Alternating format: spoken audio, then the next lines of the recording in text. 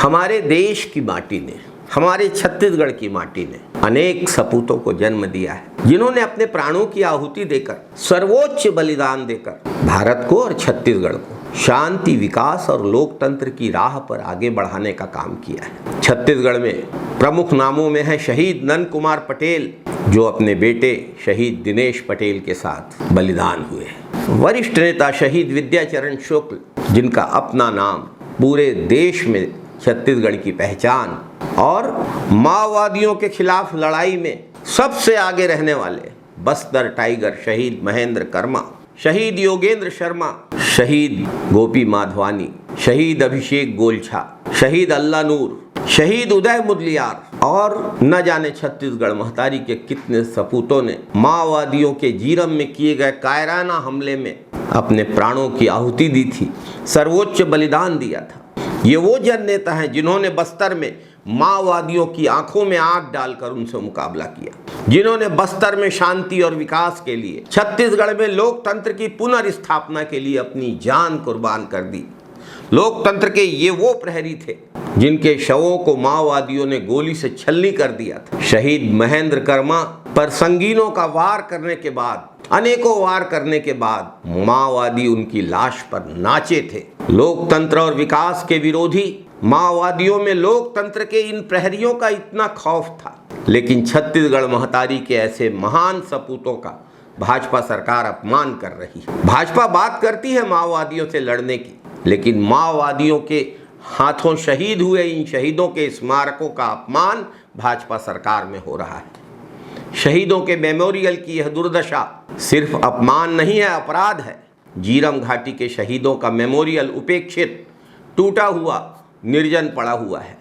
कोई रखरखाव नहीं है वहाँ पर, कोई सुरक्षा नहीं है वहाँ पर, शहीदों का कोई सम्मान नहीं है। शहीदों की चिताओं पर लगेंगे हर बरस मेले, वतन पर मरने वालों का बाकी यही निशा होगा। मेला तो दूर की बात, आज वहाँ की स्थिति बेहद दुखद है।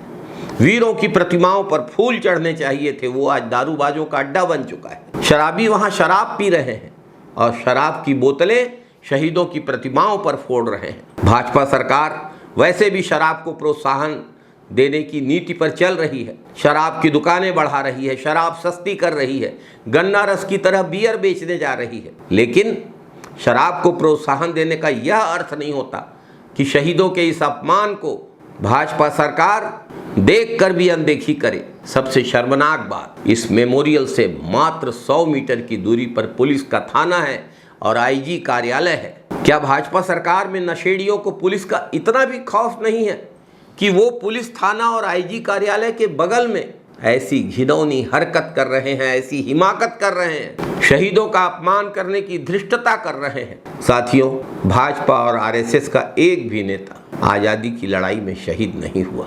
देश की एकता और अखंडता के लिए भाजपा के किसी नेता ने अपनी कुर्बानी नहीं दी।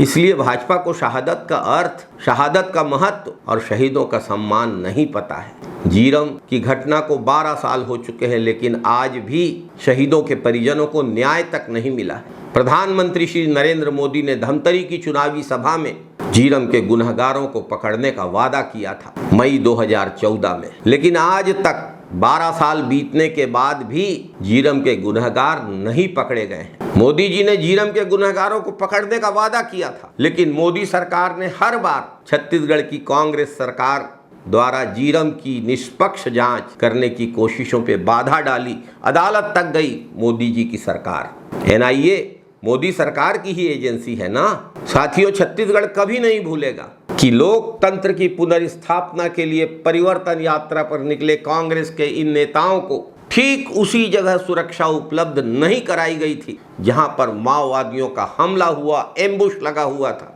और आज तक इसका न्याय नहीं मिला है।